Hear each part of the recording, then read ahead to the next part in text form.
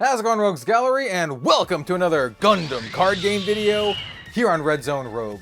Today, I am featuring one of my favorite decks from Dual Impact, my Epion Aerial Blue-White Control deck. And check out this really sick Gundam Arsenal-based deck box that I recently picked up, and it was really perfect for this particular deck because this deck is also blue and white. And so is the deck box. This deck is essentially like a hard control deck. We use a ton of blockers, but our top end, our payoff, is a combination of Aerial, two different forms of Aerial, as well as Epion. So we have the blocker package, but we also have kind of this unique, different take on a top end. We do the Aerial rebuild, so we also have a command package as well to give us a lot of flexibility. The deck is really, really fun to play. It's one that I've been playing with and, play testing quite a bit. I've had a lot of success with it. I think it's super fun. Obviously, it's a deck that runs a ton of blockers. So if you don't like blockers, I have a video here that runs no blockers and also no Amuro Ray. This one is my current pet deck, my favorite deck. I call it Neo New Type. But this deck, we're gonna have some decks with some blockers in them, all right? Sometimes we run some blockers, sometimes we don't run the blockers. So yeah, this is my Epion Aerial Command Control deck. It's, like I said, super fun with a really cool, awesome top end, some of the coolest mobile suits out there with the Epion. So yeah, before we get to the video, I do want to mention today's sponsor. That's me. We have a new playmat. It's up for pre-order. This is Vaya Fleet Commander, art by a mecha and TCG industry artist, Pinakas. He's done stuff for Arknights and Azure Lane and model kits and a ton of stuff. He's awesome. He does all of our Red Zone mecha pieces. It's available for pre-order right now. Estimated shipping end of December. We also restocked, or we have a pre-order restock for our other playmats as well. So check it out. I'm not going to spend too much time on that. Let's get to the deck tech.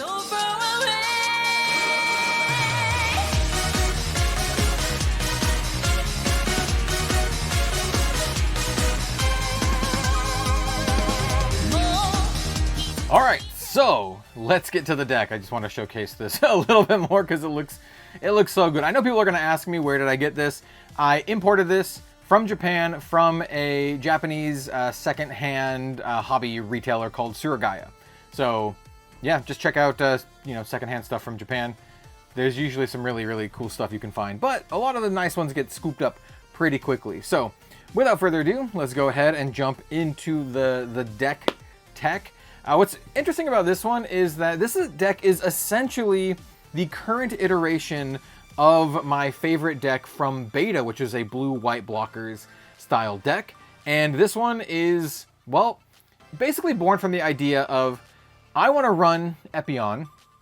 What is the best package to facilitate Epion? Because Epion is a level 8 7 cost card. It's really expensive, really, really top end. And I think you have two ways to go about it. You can do this, do hard control, lots of blockers, try to survive so you can play Epion.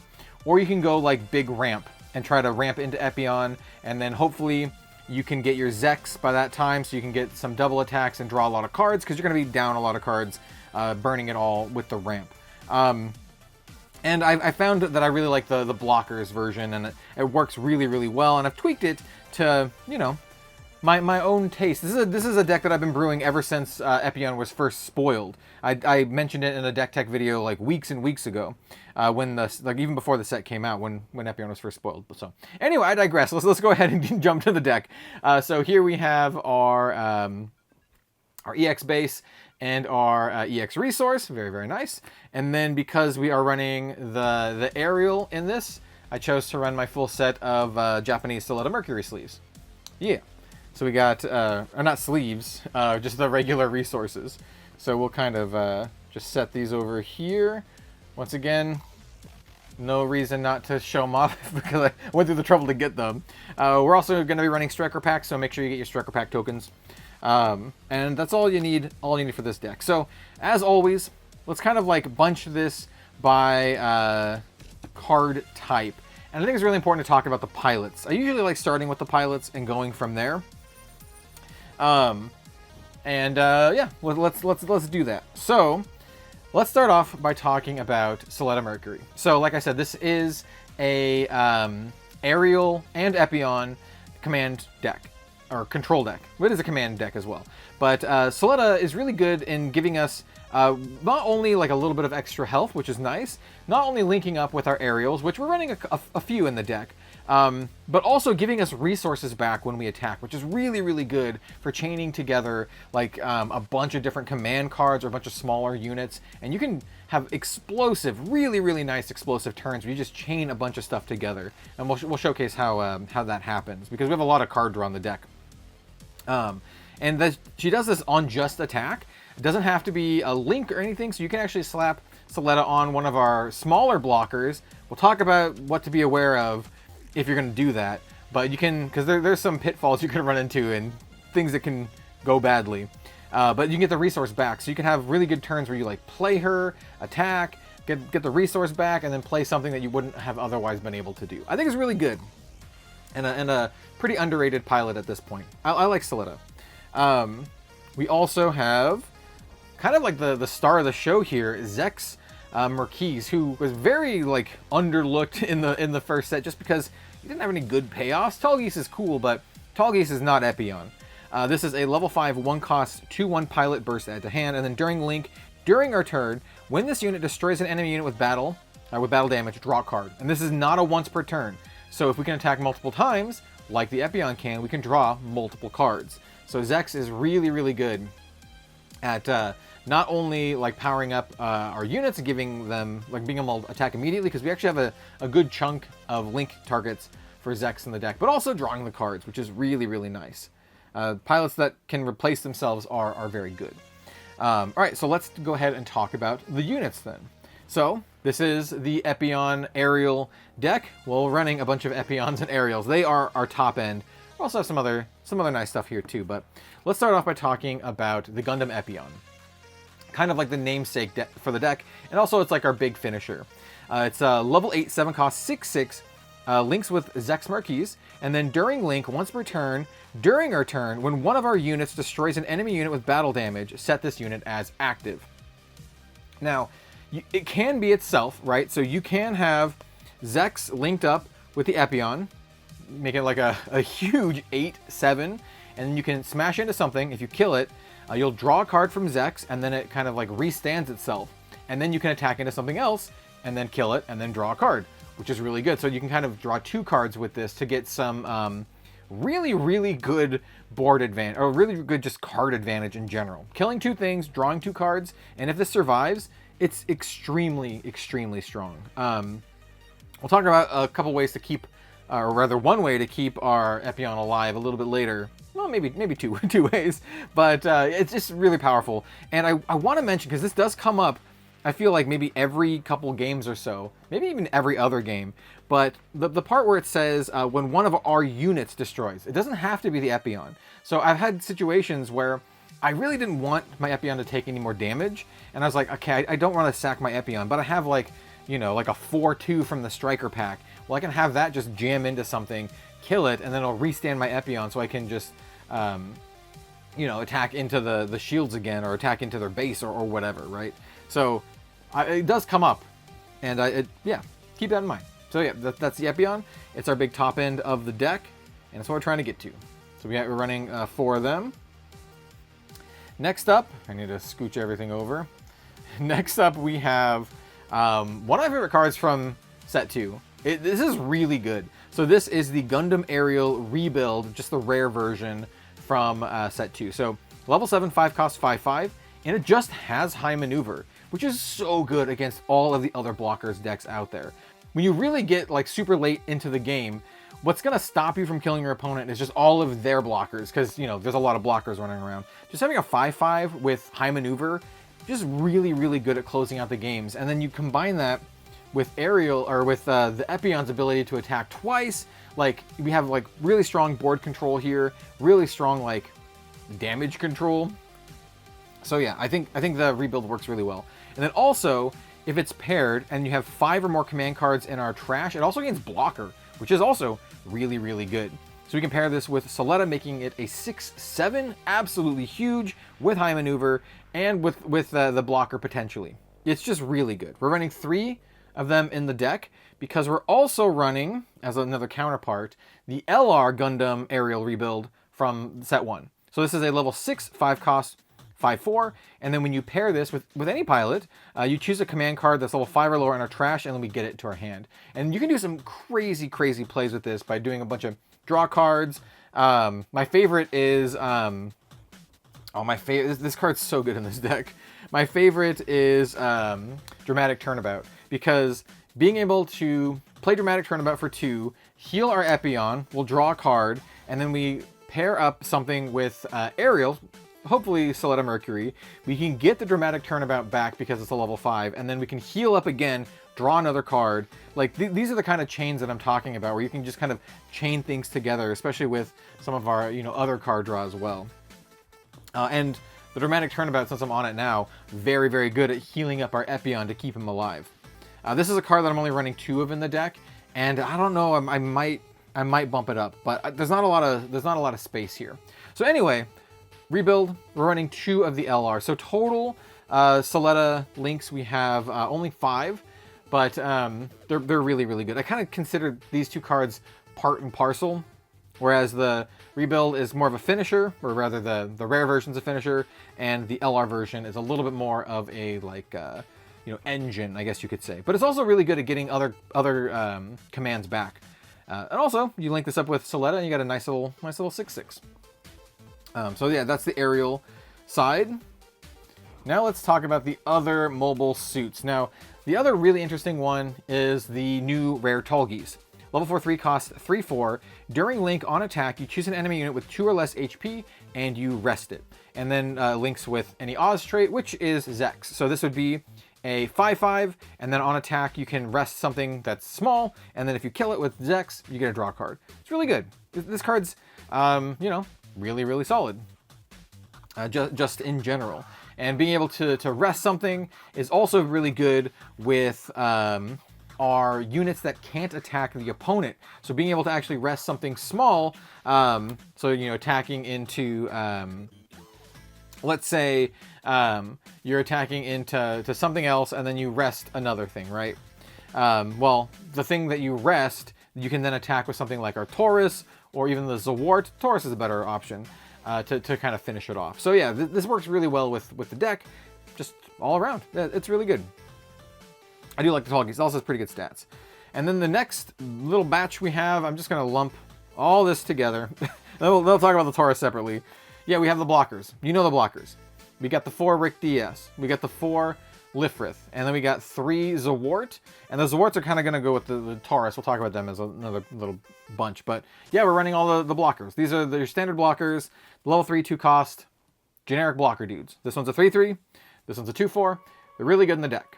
And this is where one of the pitfalls can happen. If you're playing against purple, I've noticed a lot of purple decks are running the, what is it called? The Fatal Stroke, where it can destroy any level 3 or lower unit. I've had games where I link up I pair up Soletta on this, making this a 4/5 blocker, which is really good stats, right? But they can just Fatal Stroke and kill it. So be very careful about the deck that you're actually playing against. If they're running purple, well, it could be just don't run into it. It has happened to me a few times. I was still actually able to pull out and win a lot of those games, but it always feels bad when they just remove your dude, just bam, kill it. So with a pilot on it. So yeah, that's our kind of a standard blocker package. And then we have Zawart, which yeah, it's just really solid. These are our level 2 cards, right? Running 6 of them. Just we need some early game stuff. So Zawart, everyone already knows, it's a 3/2 blocker, but it can't attack your opponent directly. Sure, that's fine. But we also have the Taurus, which is a 3/3, not blocker, but also can't attack the enemy player as the attack target. What makes this so good is it's just pure board control. It's a level 2, 2 cost card that just bullies aggro, right? They're coming in with like 2/2 do-nothings. The Taurus can trade for 2 of them, right? It can attack into one and then attack into another one. If your opponent is kind of like turtling up and not attacking, then this doesn't really have a lot of targets, and that's when something like the Tallgeese can kind of come into play, and then you can like rest their dudes and then attack into it with your Taurus. So I actually like the Taurus a lot. I think it's super underrated. I think a lot of control decks should be running this, but you should never play this in an aggro deck. It's a terrible aggro card, but it's really good at bullying aggro, and it's been quite good for me. And those are the units, right? So we just have like some early game bullies, we have a bunch of blockers, and then we have stuff like the Tall Geese to help with our mid game, and then our finishers are the Epion and the Aerials, and it's really fun and works really well. To add into all of this, the only base that we're running is a 4F Archangel because we run so many blockers, right? And we can even actually restand our Aerial Rebuild if it has blocker as well, so that's good. And it's also just a level, it's level 3 1 cost base too, so you can kind of play this early, so you can kind of help combat the aggro that way. Basically, there are two main decks you want to, or archetypes you want to pay attention to in the Gundam card game right now. It's like the hyper aggressive decks, and then you have like the blocker based decks. And I'm going to lump the Wing Zero deck with the blocker decks because it's also like a blocker deck. And the idea with this one is that we can, you know, not die from all of the aggro decks and, you know, kind of bully them and provide a lot of blockers to protect our life. And then against the other blocker decks, we have really powerful top end like the Epion and the Aerial, where we can either go through it with like the Aerial, or we can like double kill and get a lot of card advantage from something like the Epion. So that's kind of the general strategy for the deck with just the units and the base. But we also are running 11 command cards because we are running the Aerial Rebuilds, which care about command cards. So I already talked about Dramatic Turnabout. This card's really good. I might actually bump this up to another copy. It's every time I've played this card, which is a lot, it's been exceptionally good. Being able to get that burst off of the draw one burst is super good, and be able to also just to heal up your Epion out of like kill range is so good, dude. Like, it's so good getting double attacks with Epion, drawing into Dramatic Turnabouts, which then heal the Epion and draw more cards. You can just do bonkers stuff. It's kind of high rolly for that regard, but generally speaking, the non-high roll aspect is still quite solid, right? Just heal 2, draw, get your Epion or whatever other blocker you have out of damage or kill range. It's really good. And they're also running 2 Striker Packs. This is another card that I'm like, I don't know, do I want 2 or 3 copies of this card? It's super good. It's a command card that gives you another blocker, right?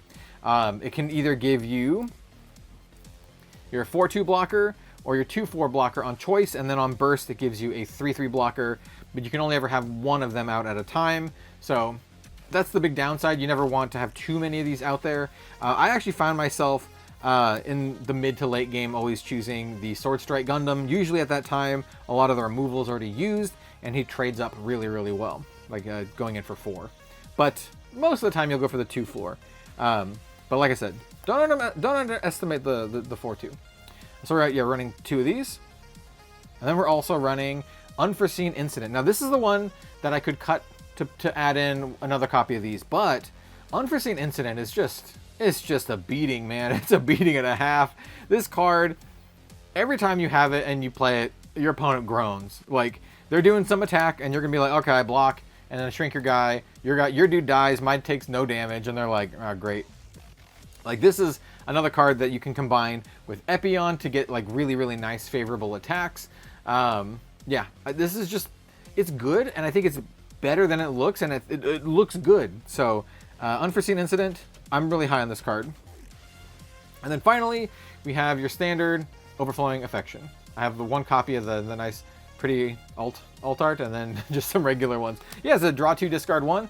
Super good in the deck. Helps you chain into maybe potentially more draw. Helps you filter. Say you have like 2 Epions in your hand early, which is terrible because it's a level 8 card. Well, you can discard them, or you can even discard some of our other command cards that we can then get back with Aerial, or maybe discard some of our like Zwarts, or the Taurus is a great one to discard in the mid to late game because it's not that useful. So it's best useful early game. So yeah, this is great, good stuff. And that's the deck. The deck is, once again, extremely fun to play. It's also on the more affordable side. Like, the Aerials aren't really that expensive. Even the Epion isn't really all that expensive. So this is a deck that's pretty affordable to make, right? We're not running any of like the really expensive staples like the RX-78-2 Gundam and Amuro and all that kind of stuff. Not that Amuro is expensive, but you know, the starter deck Gundam is. So yeah, I say try it out. It's really fun, and it's been doing really, really well for me. So this is my kind of like go-to blue-white deck. If I want to play like a blue-white ruin your night blocker deck, this is what I'm playing. Normally I don't. Normally my go-to is my blue-red new type deck, or even like a red-white kind of deal, or even, you know, something else. Like I have some purple decks like my Reanimator deck that are really fun, but this is my one. I'm like, you know what? I'm turtling up. We're gonna play the grindy game, and also maybe I just want to play the Epion. You know, maybe I just want to play one of the coolest mobile suits ever designed. So, and one of the strongest, yo. You know the lore behind this thing. This thing's nuts. It literally sees into the future. So yeah, let me know what you think of this deck in the comments section down below. Do you have a deck that is of similar build? How have you been doing with it so far? I'd like to hear all that kind of stuff, especially with more off-meta weird decks. Even though we're running a bunch of blockers here, I still like hearing about like some of the cool tech cards that people bring in. So yeah, we'll have more Gundam card game deck techs in the future. I have a red-green Xeon Wing deck that I think is super cool that won a Japanese event, got first place. We'll talk about that one soon. And let me know what else you'd like to see. Thank you all so much for the support on the Gundam card game content. I really appreciate you. And we'll see you next time. Bye, guys.